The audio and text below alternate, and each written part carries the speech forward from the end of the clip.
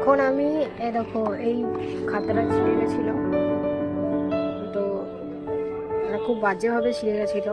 তোমাদেরকে দেখাই যাতে না ছেড়ে, তার জন্য দেখো এমনভাবে ছিঁড়েছে না যে একবার উল্টালেই ছিঁড়ে যেত পুরোটাই। তার জন্য আমি এখানে টেপ লাগিয়ে দিয়েছি খুব সুন্দর করে।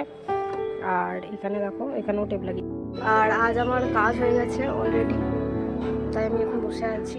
এখন বেশি বাজেনি, এখন বাজছে তোমার এই 10:30 বাজছে, এখন আমার কাজ হয় না।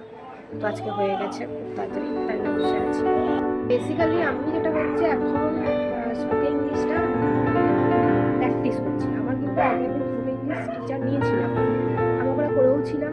আমি মোটামুটি ইংলিশ জানি বলতে, ঠিক আছে। কিন্তু আমার যবে থেকে আমার ইউনিভার্সিটি শেষ হয়েছে তবে থেকে আজ অবধি এই প্রথম আমি প্র্যাকটিস করতে বসলাম।